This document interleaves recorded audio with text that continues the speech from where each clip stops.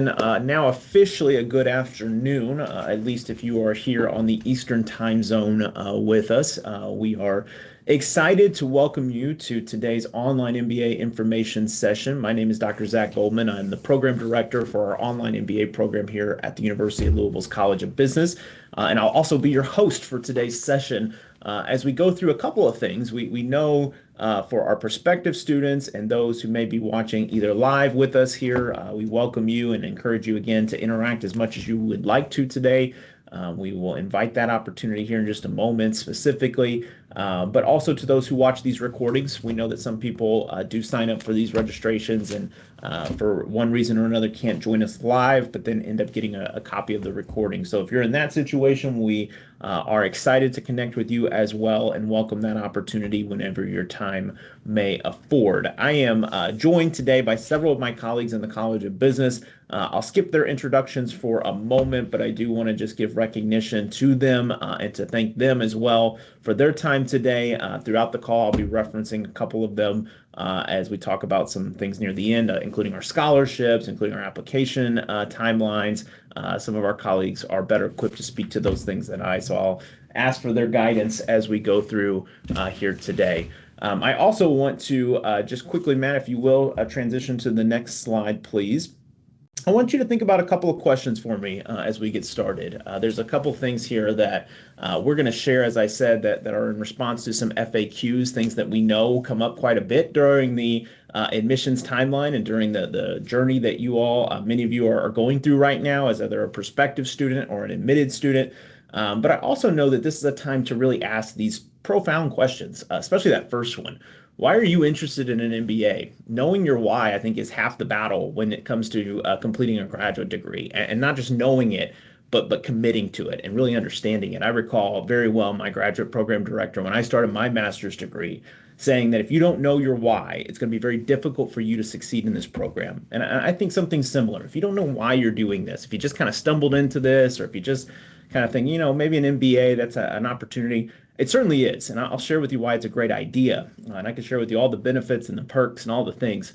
What I can't share with you is your why, because I don't know it yet, but I want to invite you to think about that. I want to encourage you to really contemplate, why are you here, not just on this call, but what are you hoping to get out of an MBA at the University of Louisville? And if you have thoughts on that, I would love to see those in the chat. I realize those are sometimes very personal, so I don't require that by any means, but I do think it's a question worth asking, and I think it's a question we should all be considering as we go through and think about some of the core features of this online MBA program. The second one is a little bit more practical and related to our time together for the next 50 or so minutes, which is, what questions do you have? These sessions really are designed to be interactive. I have a few prepared slides to try to give you a big high-level view of things, but we do want to welcome and invite all of your questions today, even if they are ones that may seem a bit odd or obscure or something you can't seem to find the information for and you want a quick response to. Again, you've got myself here on the call, but you also have several great team members here with me that we can all collectively get you the responses that you need. Or if we cannot, we can get you to the right hands who can. So please, at any time, feel free to drop those questions, things that you would like to know more about, either into the chat, or here in just a moment, we'll have a chance to unmute and weigh in that way as well. Matt, would you go on to the next slide, please? All right, so let's start with just a little bit of context. And I think it's sometimes helpful just to know the history of something, even an abbreviated version of it, so that it kind of roots everything else and kind of helps guide the nuance of what something has to offer. And that's certainly true for the online MBA program at U of L. The short history is this. We are a program that's still relatively young, and I say relatively, by academic standards, we're still a young program. I will delineate where that part comes in versus the MBA, because the MBA at U of L is a storied program. It's one that goes back now multiple decades and is actually older than I am and many of the folks on this call. But the online MBA goes back really about the last 7 years. We launched in 2019, shortly began preparing for that roughly late 2017, 2018. I was fortunate to be one of the original committee members, faculty members who helped develop this program. And I can tell you that the real conversation centered around two fundamental areas. one of which was the quality of the program. As I said, we've offered an MBA degree at the University of Louisville for several decades at this point. And we know that with that degree, there's a reputation, there's a standard, there's a benchmark of quality that not only do our students and our alumni expect from us as a university, but that our community partners expect as well. If you were to go out and hire an MBA from the University of Louisville, you would expect them to know and be able to do certain things, but also to have certain types of characteristics and skills and qualities about them. And we knew that that was a standard that we refused to compromise. So the online MBA, while relatively new, was meant to mirror and to really replicate those high levels of standards into the online modality. Sometimes there's a misnomer or misperception around online somehow equates to easier. And I can assure you on behalf of myself, all the faculty, and now over 1,000 alumni who've completed this program online, that is not true. We set that bar very high, just like our counterparts do in our more traditional MBA program, because we know the value of this degree and we want to uphold it to the very best of our ability. So quality was essential when we built this program. The other thing, though, that we knew, and again, this is pre-pandemic, shortly before the pandemic, but the world was changing even back then, especially with respect to online education and the idea of flexibility and convenience and opportunity. We know that so many people who especially want to earn an MBA, folks like those of you on this call, can't necessarily do so from the hours of 6 to 9:30, Monday through Thursday, or whenever other traditional programs might be offered. And that's a very fair point, and it's one that we knew back in 2019. We saw a lot of data to suggest that we have students who would and very much be interested in being part of the MBA program at UofL, but because of their schedules or their commitments or because of any other number of things, were unable to be here in a literal physical sense. And so we knew we wanted to offer flexibility. So quality and flexibility, I've said before, I think these are the two cornerstones by which the online MBA was built, because we already had a good foundation at the time of what an MBA degree was really meant to be at the University of Louisville. We wanted to offer and maintain that quality component with that of flexibility. And so thus was born at least the genesis of the online MBA program at the University of Louisville. From there, a lot of features came out. And I'm not going to read to you a bunch of bullet points today. I don't believe in that. I don't think that's a good use of your time. They are there for your reference and for your acknowledgement. And I will touch on many of them, obviously, throughout. But several of the features that you see on your screen right now are components of those two pillars. For instance, asynchronicity. It's a long fancy word that we use to describe the time component of our program. The idea that there is not a scheduled or required meeting time per se. There's not a Tuesday at 6 p.m. requirement that you have to be available. That would be counter to that flexibility piece that I was talking about earlier.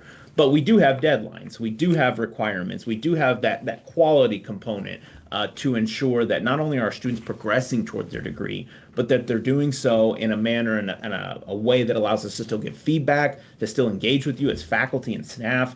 And I think that's, again, a really important feature that stems from the cornerstones that I referenced earlier with respect to the online MBA program. From there, and I'll touch on most of these as we go along, so I'm not going to read all these things for you, but you can see some other features in the program you may be interested in, for instance, the class link, the structures of our programs. I will get into all that in just a short moment, but I will tell you that in the 7+ years now that this program has been existing, and the now, as I said, over 1,000 alumni that the online MBA has graduated at the University of Louisville, this program continues to evolve. It continues to grow. It continues to improve.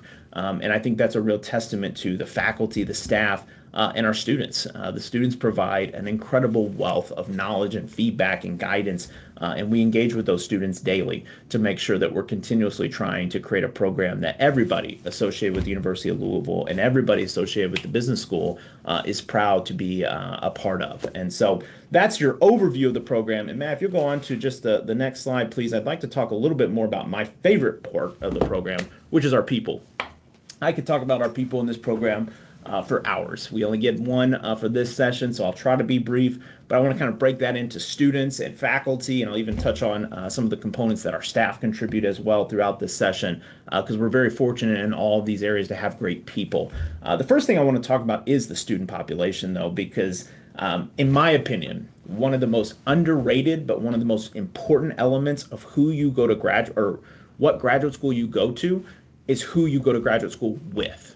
Notice I'm not necessarily even starting with who you're learning from. I think that's important too. Trust me, I'm gonna have a whole slide or two on that. But who you're going to school with, meaning your peers, the cohort, right? You read about and you think about all the different partnerships, relationships, business partners, community engagements, all types of things that have emerged from graduate programs like an MBA. And it's out of those relationships with people that you meet and work with along the way. So we believe in a cohort model here at the University of Louisville. We believe, in particular in the MBA program, that it's best to learn together with other peers. And these peers come from all different backgrounds, which I think is a reflection of the modern business world. You don't just get to work with people who think like you, look like you, act like you, talk like you. You work with people from all types of perspectives, and the MBA program reflects that. And I love that about our program. I think it's one of the highlights and the features and the strengths of our program, both in our in-person modalities and our online modalities, is that we attract students from all over the world, and we're able to pair those students together in a really meaningful and purposeful way so that you're maximizing what you're learning, not just from the faculty or from your textbooks or from any other source of information that we provide you, but really from each other.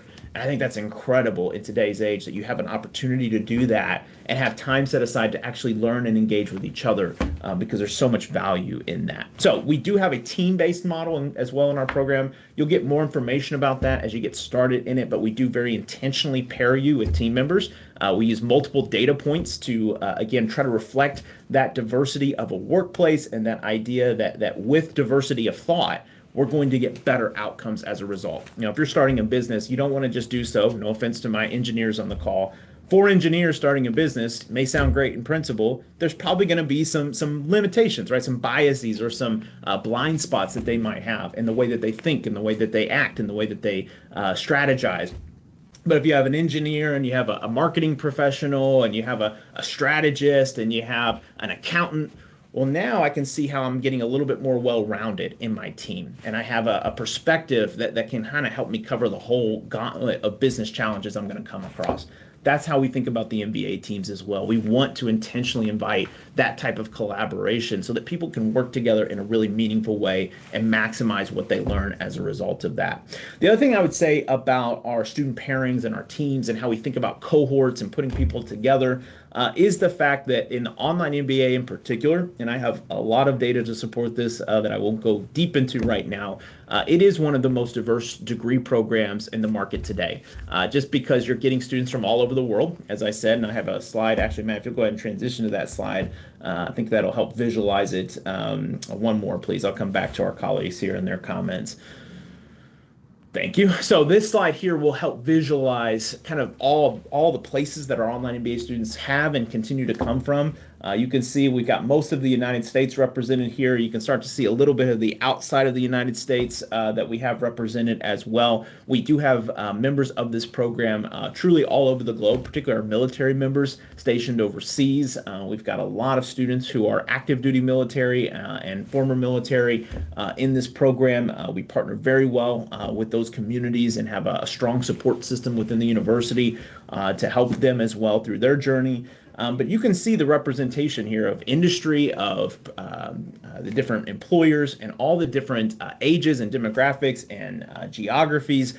It really is an incredibly diverse learning community. And I think that's so important in today's age because the business challenges of today are diverse. I want to stress that one more time. The business challenges of today are diverse. You hear a lot of kind of common ones, right? You get kind of your AI challenges. I'll talk a little bit about AI in a moment. You get some of the other ones that businesses deal with frequently, but there are many that we deal with every day that don't get talked about the same amount, and that's why this diversity is so important. Matt, if you go back to one slide, please.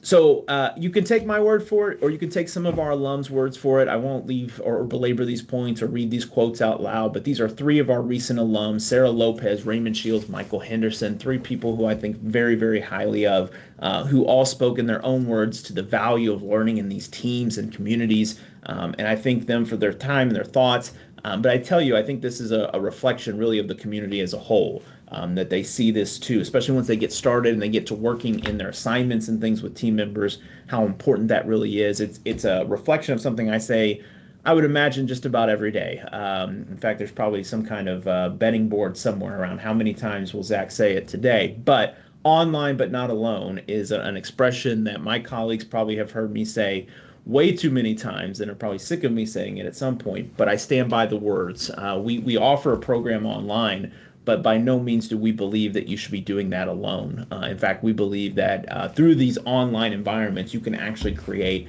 and have and develop some really profound relationships that will stay with you throughout much of your professional life. Matt, will you skip ahead 2 slides, please? All right, so I will pause for questions here in just a moment, I promise. But I do want to also talk about the other major component of our classrooms, at least, and that is our faculty. We are blessed, truly, at the University of Louisville to have some of the very best faculty in the entire world. I believe that with all my heart. We have faculty who are incredibly smart, faculty who are very caring, faculty who are thoughtful in their design of their courses and their pedagogy and how they teach these courses. And I think that's really important because the access to information, we live in an age now where that is so plentiful, right? If you want to know something, go Google it, right? If you want to get some kind of just information that you don't have right now, lots of ways to do that, right? Including now a variety of AI tools that are coming and continuing to emerge that help us to get information. What our faculty do beyond provide information, they're very well qualified, very well credentialed, and oftentimes leaders in their field, right? From a research perspective or advancing that knowledge and what we understand about a particular discipline or area. One of the things, though, that I think is so underrated about our faculty is how collaborative and how engaging they are with our students. And I look at an example like what you see on your screen here. Dr. Ryan Quinn, a colleague of ours in our management and entrepreneurship department, somebody who has taught for decades now strategy, leadership, organizational behavior, has an extensive wealth of knowledge, has written books on leadership, has done all types of things to really submit himself in the field of leadership and organizational behavior. But Ryan is one of, and perhaps one of the most collaborative people I've ever met in my life. He's also the director of our Center for Positive Leadership. This is just one example of faculty that you get to work with at the College of Business and the online MBA program. The thing, though, that I love as well about this picture here are the other faces you see on your screen. We have a very unique instructional model that we refer to as our instructional teams model, particularly for cohorts that have grown in size. We do not allow that to diminish the quality of interactions and exchanges and feedback that you get with not only your faculty member, but what we call your section leader or instructional team leader. And so in addition to our faculty who you work with directly, you also get a chance to work with our section leaders, including people like Vivian Blade, who is an incredible professional with decades of experience herself in leadership and organizational behavior, but also in senior management roles. You get to work with people like Dr. Ebony Spencer Mudrow, who I could tell you and spend the next hour talking about Dr. Mudrow and how amazing of a professional she is and all the work she's accomplished. But you get those opportunities to not just engage with our faculty, but professionals who are actually out engaging in this work and doing it on a day-to-day basis. I always say it's best of both worlds. You get the academic side, the advanced knowledge, what you're learning at the highest levels, and then you get the practical side. How does it translate? How does it work in this setting? How does it apply to this context?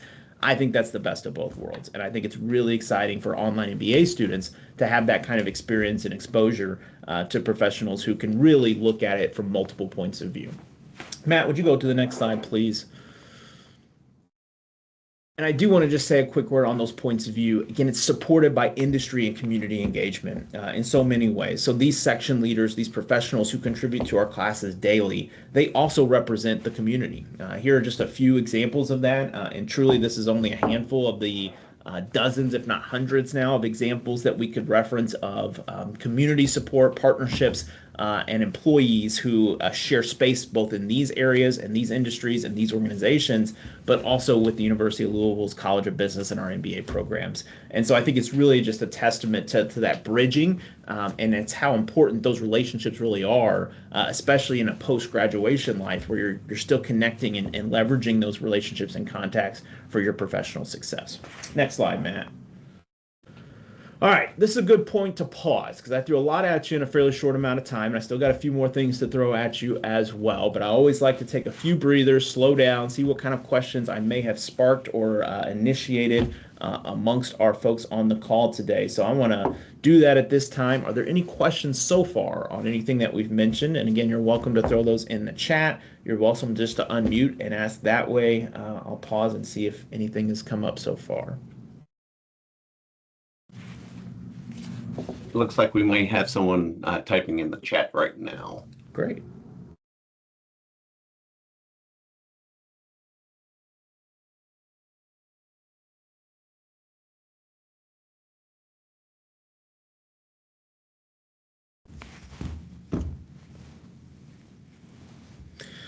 While we're waiting, I will talk about this slide here in a moment, but this will, after our brief Q&A here, we'll transition, talk a little bit more about the curriculum. I know we get a lot of FAQs around that, so I'll talk about that here as well in just a moment. But Najar, I'm sorry, Najar, hope I'm pronouncing that correctly, and please correct me if I'm not. How would you go about creating a career or even starting a path towards the MBA? Yeah, that's a great question. There's a couple things I would say in response to that, and I'm happy if I don't fully kind of address the direction you wanted there, I can readdress. But how would I go about creating a career or even starting a path toward an MBA? I think there's so many ways to potentially answer that question. I think the first step is defining what kind of career I want, right? And that sometimes that's harder. It's easier to say, it's harder to do. I'll be the first one to raise my hand. I'm not sure I always knew that I wanted to be a career academic. There was always part of me that loved learning. There was always part of me that enjoyed being in a classroom and being in a university. But if you were to ask me at a certain point in my career, or my life, what kind of career do you want? I'm not sure that I would have articulated, this exact career that I'm on right now. At the same time, I do think career opportunities and our passions, they evolve, right? They grow, and we can start to really define that. And so I'll tell you a couple of things that have helped me personally, but also that are available to our students as well, particularly in the online MBA program. We have an incredible group of colleagues in our OMA Career Center who specialize in this area specifically, who help our students, not just current students, but even our alumni, as a free service for life. I do want to stress that for you in just a moment. Free service for life, that you have access to our OMA Career Center housed here in the College of Business as a member of the MBA community, both as a current student and then certainly even into your time as an alumni, where you can come in and have those conversations. They do career coaching. They have all kinds of resources, career fairs, all types of opportunities to engage with them and the business school. So I was beneficiary myself of having some great career counselors, people who kind of helped me think through and realize for me personally that a career in academia was possible. Some people, they don't even know you could actually go and be, you can study this and then you can actually teach this and you can build a life in this area. Sometimes we just need people like that to help us understand what's even out there. So I would say that's definitely one answer to that question. But I would also say faculty as well. So in addition to our great staff, faculty can help unlock career possibilities in ways that are really sometimes hard for us to fathom. I remember, I never even had certain classes in high school that I took in college. I didn't know that you could study, such and such, whatever it might be. There was several of those kinds of experiences for me. And so when you're introduced to faculty who have a background and a depth of knowledge that you may not have yourself, it really opens up all kinds of doors for, well, I'm interested in maybe what kind of careers could stem from that, or how might that actually advance my career. So that's one way I would say it. As far as a pathway to the MBA, you're on it right now. Being on this information session is key step number one.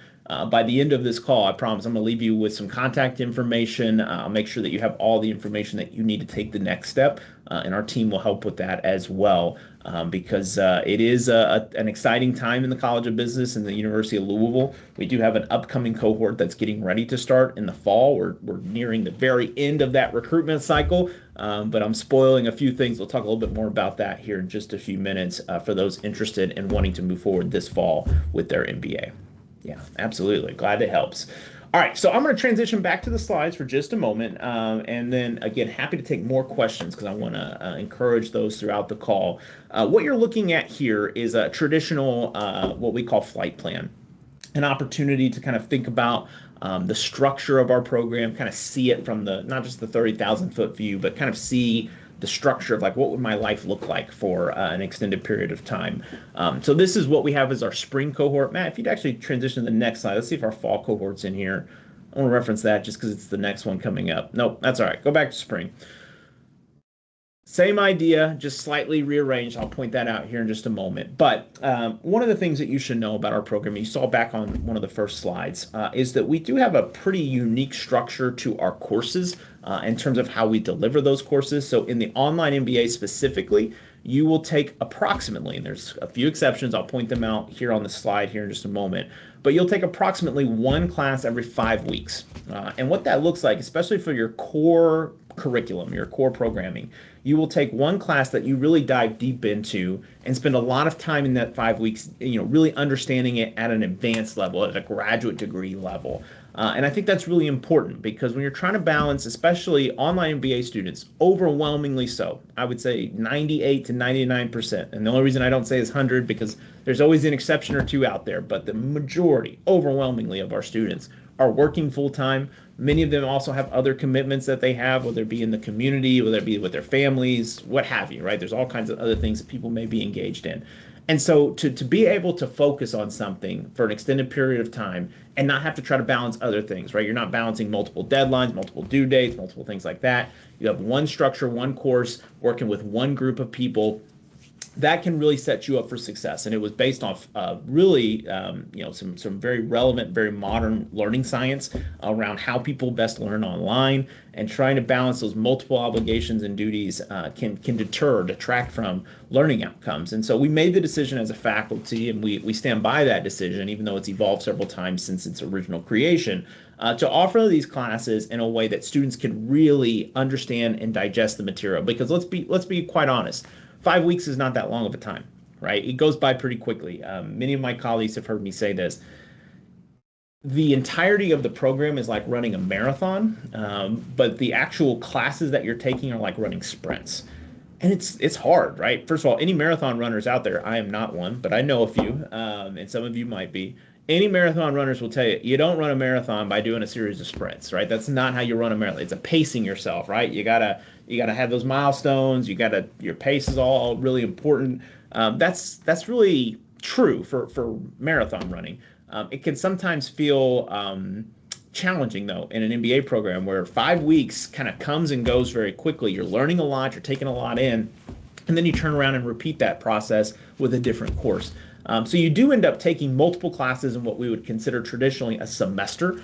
But in our graduate programs, specifically in our MBA programs, we don't use the term semester a lot, just because of the way that these 5 week courses are structured. We use terms a lot: first term, second term, third term. But if you think about it, we still essentially have the same kind of semester structure, because our 5 week classes, we fit about 3 of those into a traditional semester. If you're familiar with the American version of a semester, it's on average about 16 weeks long. And so you get about 3 of those courses in over a traditional fall semester starting in mid-August, running through early December as an example for our first fall semester.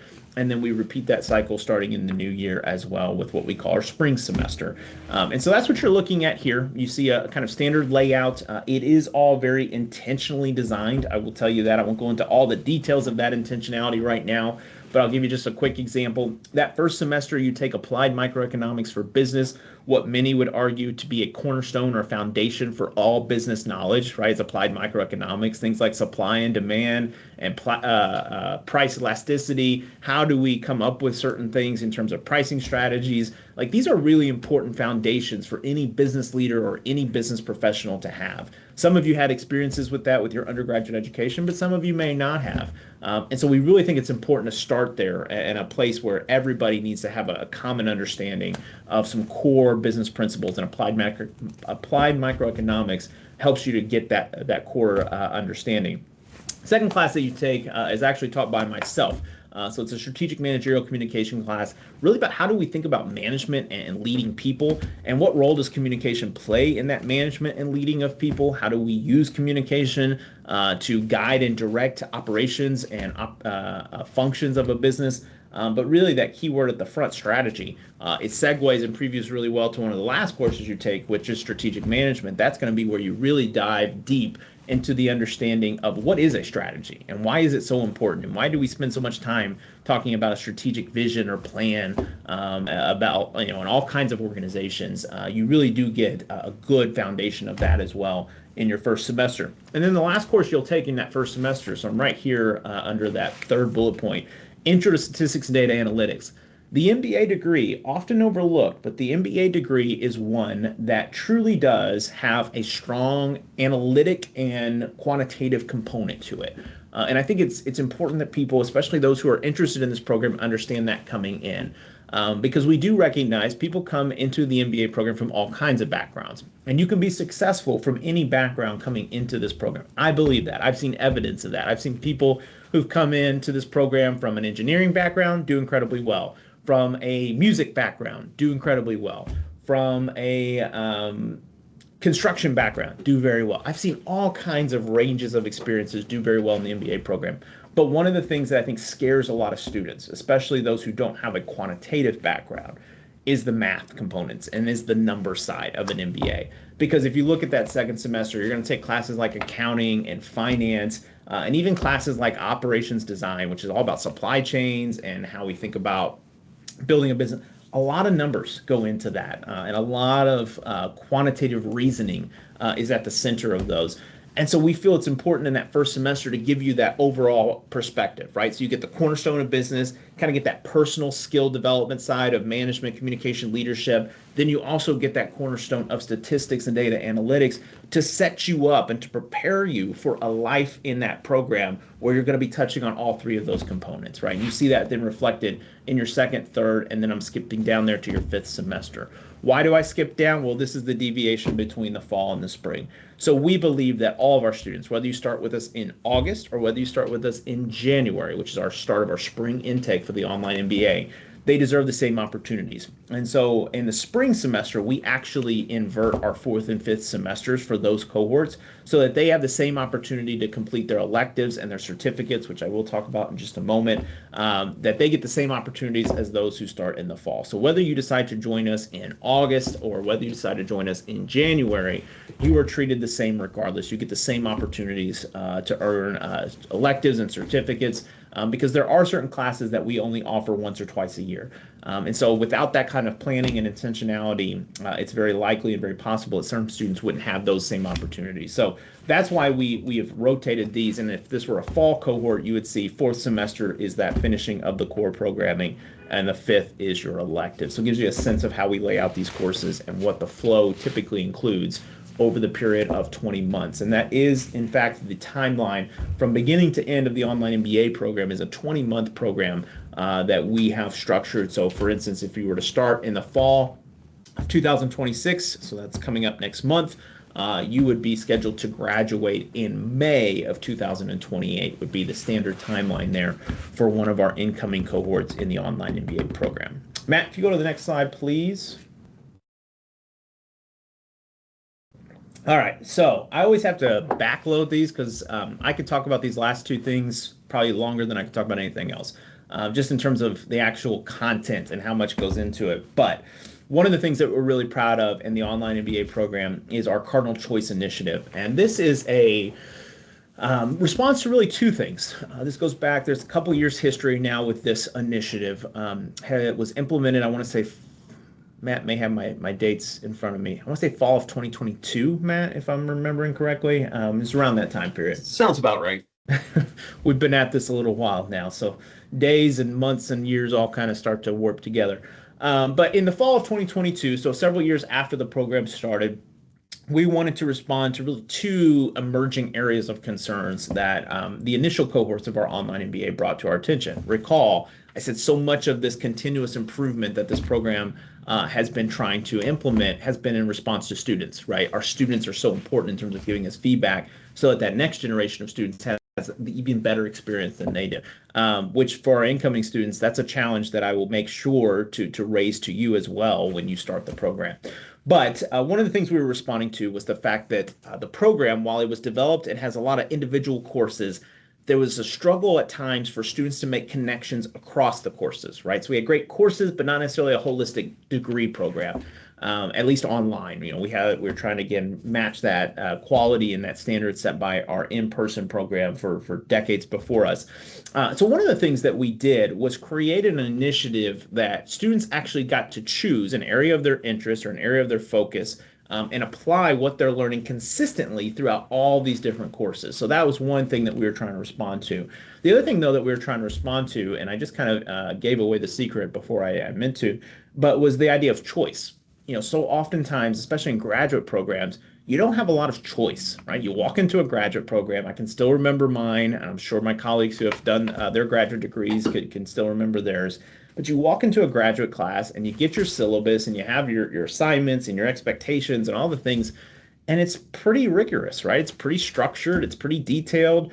You have X amount of assignments or tests or exams or what have you. Every class can be a little different on that kind of stuff. But one of the things that it often is lacking is choice, right? How do you want to apply what you're learning? And this is something that's near and dear to my heart. I've actually studied this, researched this for many years.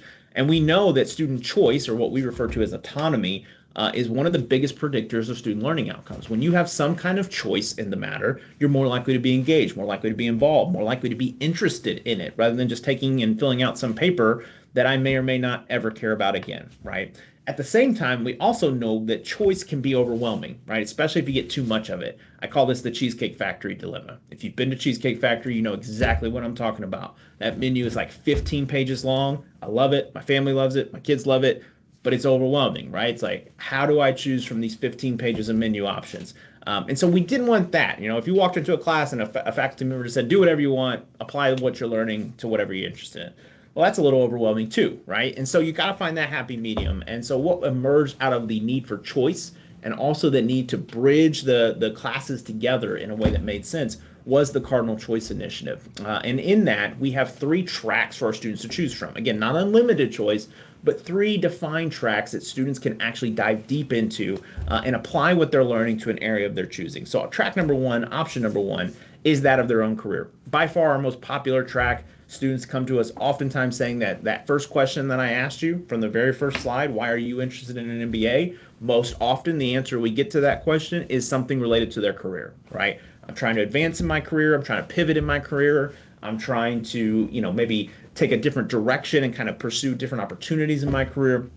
Whatever it may be, there is a pathway for students whose answer to that question is career-oriented through our career track. And one of the things that you do through that track is you actually complete assignments that help you create a comprehensive career plan, which I can tell you from experience, I think maybe some of my colleagues would probably agree with me, I didn't have a chance to do that when I was younger in my career. I'm still somewhat young in my career, but if I were to have a comprehensive career plan 10 years ago, I'm telling you, I think it would have made a big difference for me, right? There's certain things that I would have gone back and changed, certain things I would have said yes to, no to, vice versa. I think it's really important to have a plan in one's career, and we have an opportunity for you to develop that in the online MBA program, which I think is pretty cool. The second thing is the industry track. And sometimes people come to us not necessarily with themselves in mind, but maybe with a broader perspective of their industry, right? And I'll use myself as an example. I'm very interested right now in the industry of higher education, the future of higher education, the industry that I'm deeply engaged in personally, but more broadly, I think is one of the most important industries in our broader society, right? It's important that people develop these critical thinking skills. It's important that universities like the UofL is connected and plugged into the community. And so what are all these changes? There's a lot of changes people talk about. AI is one of them. Certainly a lot of others that are going on as well at the same time with changes to higher education. If I want to study that, if I want to learn that, if I want to dig deeper into those things, I would choose the industry track because it gives me an opportunity to take the broader field that I'm interested in and really explore it from multiple lenses. Economically, through a lens of marketing, what are the finances looking like in higher education right now? All types of opportunities to explore an industry, unpack it from the ground level all the way up is through that track, which is really exciting. The last one is much more specific, and I call this track our problem solvers, but it's technically called our issue track. Sometimes students come to us and professionals come to us because they're just struggling to resolve an issue. Sometimes it's a very specific issue.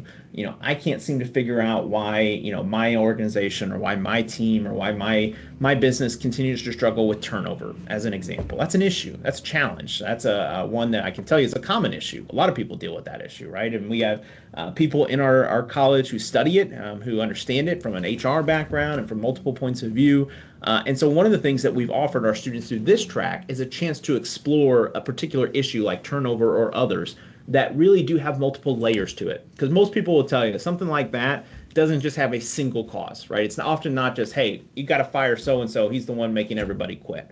Well, sometimes, many times, especially for larger organizations, it can be things like culture. It can be things like the way your organization is positioned and structured in terms of strategically. It can be how it's positioned in the marketplace. There's all kinds of variables that can be a factor there, and that issue track gives you an opportunity to explore that at depth. So this is a really exciting initiative that our online MBA students have access to. That the work that comes out of these initiatives, I will tell you, is by far one of my favorite parts about being the director of this program. Seeing our students do some really incredible things through our Cardinal Choice initiative.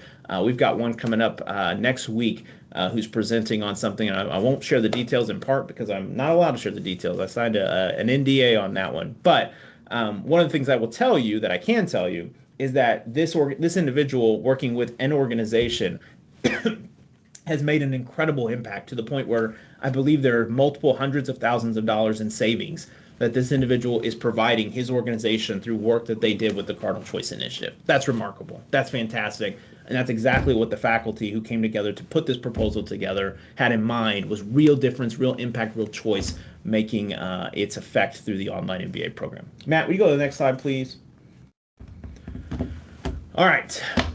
2 more slides, I think, for me, and then I'll turn some time over to my colleagues and for your all's questions. I'm also really excited about the different options, speaking of choice, that our students have to choose from with their curriculum. And that is really through the form of our electives and our graduate certificates. And man, we didn't update the slide, but I'm going to share it anyways because we do have permission to do so now.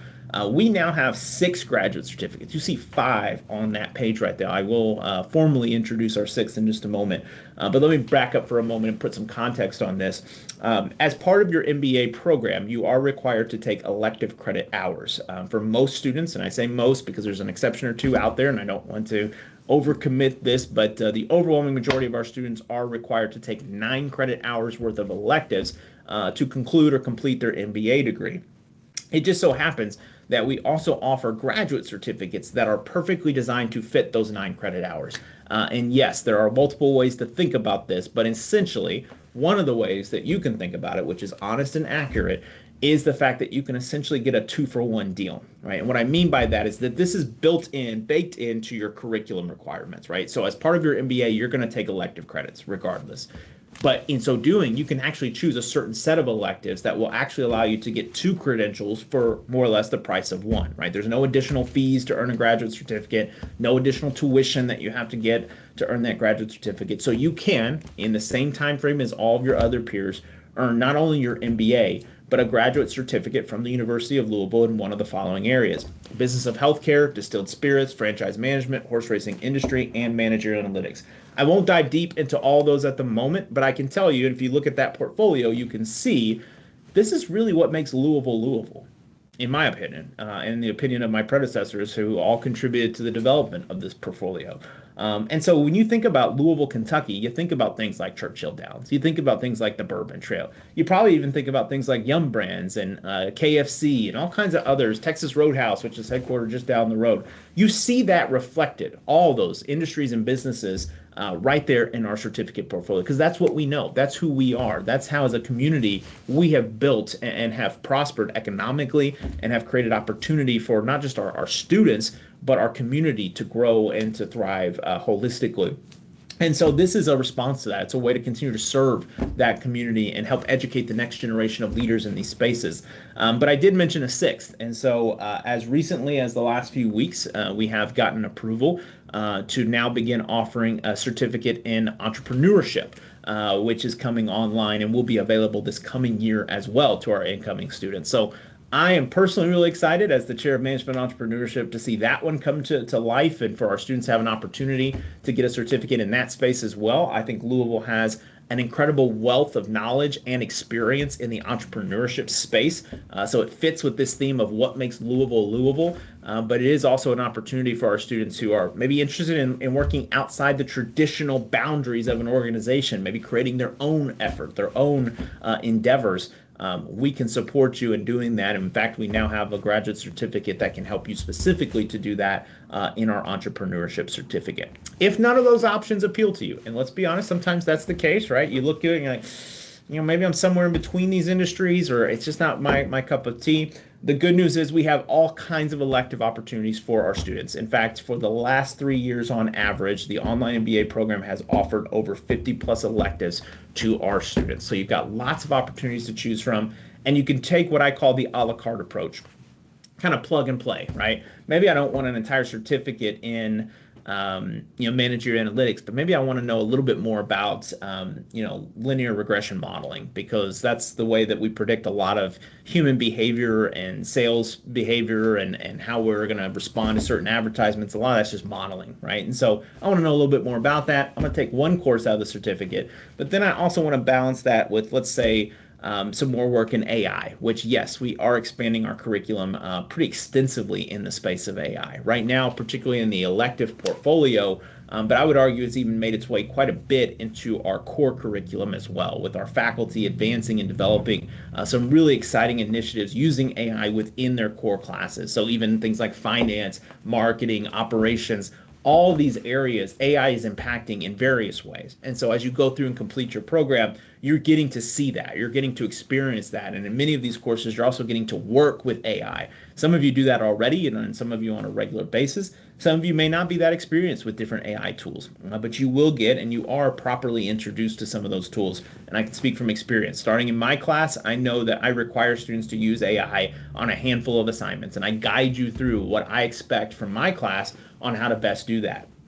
And I know our faculty across the board have similar expectations for their own classes. And so you really do get that experience regardless of whether or not you want to specialize or take additional electives in it. But I will say that's probably the area that we've invested the most in over the last couple of years within our elective portfolio, is that in artificial intelligence. In fact, Dr. Matt Elder, who's on the call, has taught business applications of AI for the last couple of years. AI and business innovation, product development has also been a recent addition to our portfolio with some partners that we have in the community. So truly some great opportunities if that is an area of your interest to study more about in the online MBA program. Matt, next slide, please. All right, this is intentionally last because people know I can talk about this for days, because I love talking about this. But we have an incredible opportunity as part of our MBA programs to travel internationally and to get credit for doing so, and to experience what I think is one of the most transformative opportunities that you can have as a graduate student, and quite frankly, as a human being. It really is fantastic and such an eye-opening experience to not just travel internationally. I know some people have had that opportunity before, but to do so with a group like this, with your fellow peers, your faculty, your staff, and to do so with guided tour guides and moderators and people who can help you navigate the unknowns of these different countries and places that you're going into. Because it's not just sightseeing, it's not just walking around and seeing, the beautiful parts of these international experiences. We do have a lot of that we bake into the trip. But it's also meeting with business leaders, international business leaders, to learn and to really apply what you're learning on a global scale.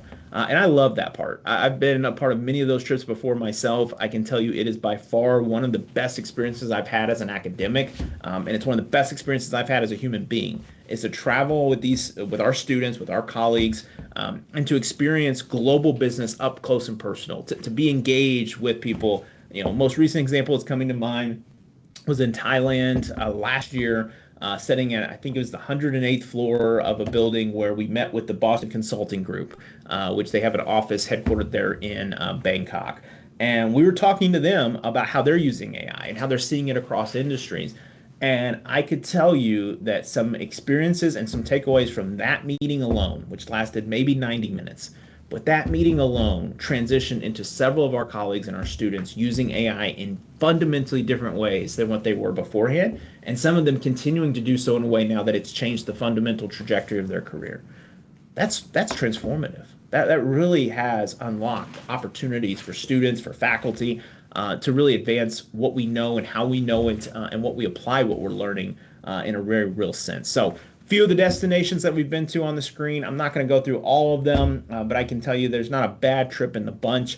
There's truly incredible experiences that await our students, and as part of our incoming class, we always invite. In fact, you'll get an opportunity in your the second half of your journey in the MBA program to travel for yourself and get credit for doing that. I always do give the disclaimer, it's not a requirement because sometimes that does scare students away if they have various reasons where they may not want to travel. But I will tell you, we try to communicate to you well in advance so that you can take every advantage of every opportunity to go on this trip. Very affordable, very opportunistic, and something that you will not regret. I can promise you that. Matt, next slide, please. All right, so this is a good point to segue to my colleague Claire. I'd actually like to turn some time, just a few minutes over to Claire, talk about, as you can see here, some upcoming deadlines, one of which is looming in just a few short days, August 1, for our U.S. students fall application. Claire, how are you doing? And would you mind walking us through a few things here with our application deadlines and our upcoming considerations for those who are interested in joining the fall and spring cohorts this year? Yes, of course. So yes, like Dr. Goldman mentioned, the deadline to apply for the fall start, the August start, is a couple of days away. It's not too late. If you still were interested in starting this fall, there is the deadline of August 1st if you are considered a domestic student. Unfortunately, the international student deadline has already passed, but if you are interested in starting in the spring, so the January start, then that is another option for you. We have a priority deadline of November 1st, and then a hard deadline of December 1st. So it's great having two different start dates because it allows you to have some different paths and more deadlines, I guess. But yeah, it's not too late to apply for fall if you want to, but know that there is a spring start not too far away too. Matt, would you go to the next slide here? I think there's a few other things that either Claire or I both can touch on. And Claire, would you mind sharing a few things Yeah. about scholarship and funding? Yes, so you are automatically considered for merit-based scholarship when you generally apply to the program. So we will look at your application materials, which we'll talk about in the next slide, but you don't have to submit a separate scholarship application to be considered, which is really nice. You don't have to submit a different, click a button or anything like that. You are automatically considered. We also accept any external scholarships. So if you have a scholarship opportunity through a community organization that you're in, or if you have an employer that they offer any tuition assistance or professional development funds, we accept outside scholarships and then the tuition remission as well. If you wanted any federal funding, we recommend that you submit the FAFSA, which is the federal aid form, that will basically tell you what you are eligible for if it's grants, loans through the federal government. If you are considered an international student, there are some separate loan options. We work with some third-party companies that work specifically with international loans. And then if there are very specific financial aid questions, then we just refer you to the financial aid office. They are the experts, and they will be able to help you with any specific financial aid questions.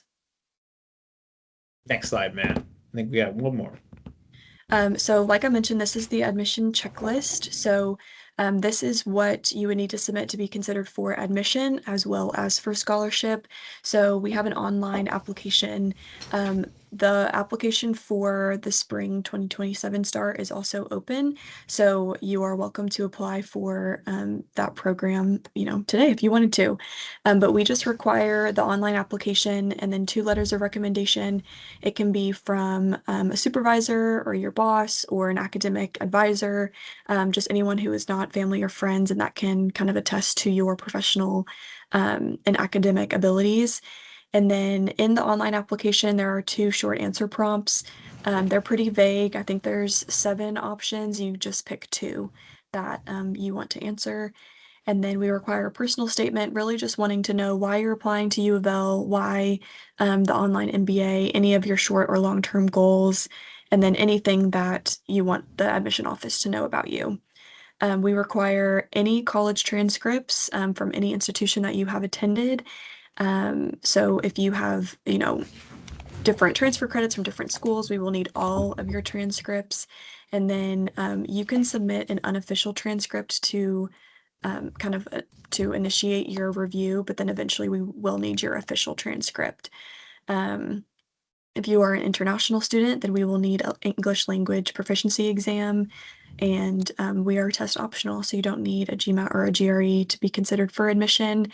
If you want to take it, strong scores can get you additional scholarship consideration, but it is not required for admission or scholarship consideration in general.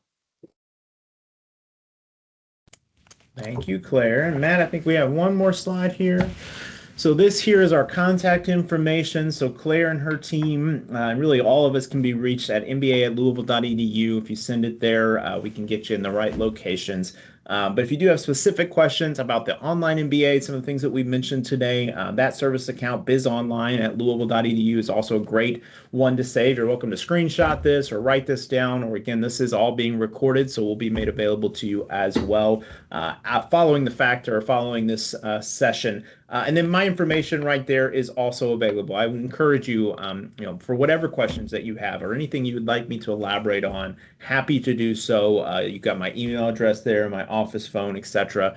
So would welcome that opportunity to connect with any of you who may be interested or just wanting to know more about the online MBA program at UofL. It is something we continue, again, to be very proud of and continue to invest ongoing improvements into. And we would welcome an opportunity to have you be a part of that in the future. I do want to shout out or highlight Claire's comment here in the chat. If you want to check that out, it is a waiver code if you're on the fence or if you're thinking about whether or not to apply. I know sometimes that application fee, while it is $65, can sometimes deter people or maybe make them question that. And so Claire did offer a waiver to that application fee simply for being here today. So we do want to acknowledge that. We want to thank Claire and the admissions and the recruitment team for that, but also encourage you to check that out, write that down if you have not yet applied.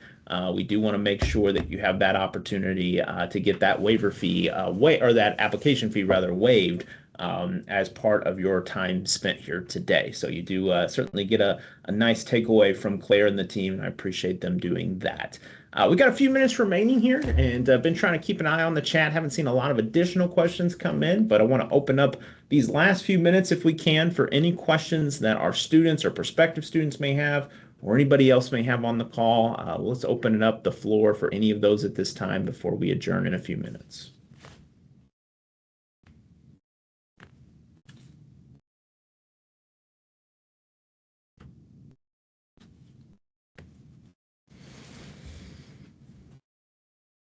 See a few, at least one or two people typing in there. So we're going to give them a moment. I want to, while we're doing so, thank Matt and Claire and everybody else. There's a team behind putting these sessions together as well. So I want to thank them for their efforts today and all their support of this program. Kira says, is there any way to determine the likelihood of acceptance? That's a great question, Kira. I think Claire's responding to it now, but I will say, we'll see if our answers align. We can't, obviously quantify that right now just because we'd have to see obviously all the details in the application and everything. But I will tell you, it is both a competitive process to get into the program, but also one that we will do our best to work with our students and to find a way to support them. And if there's missing information, things like that, we always try to collaborate with them to figure out a way to get that information. And so we have students who come, as I mentioned before, from all different backgrounds and perspectives. And Claire just dropped a link in there. Thank you, Claire, for kind of a more detailed follow-up on that. Again, a lot of that does require information that we just don't have right now from each of you individually. But we do have, I would say, one of the best application admissions teams and recruitment teams out there.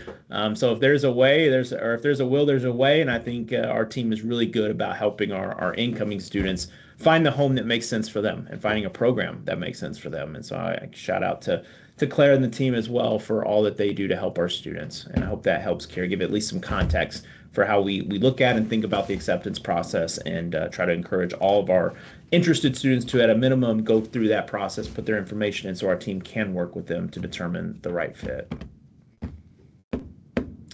Short answer, I sent in it's basically a resource for you to have a one-on-one with a recruiter in the admission office where you can kind of talk about your background a little bit more. We can, if you want to review your transcript, you can. If you just want to talk about more in depth, and that will give context to the recruiter to then relay to the admission office. But short answer, there's not specific benchmarks that you would need to hit for acceptance. So with that, we do a holistic review of your application, and so it really varies applicant to applicant. And so that is where a one-on-one meeting with the recruiter comes in handy because we get to know you a little bit better than the average applicant, and then that gives context to your application too.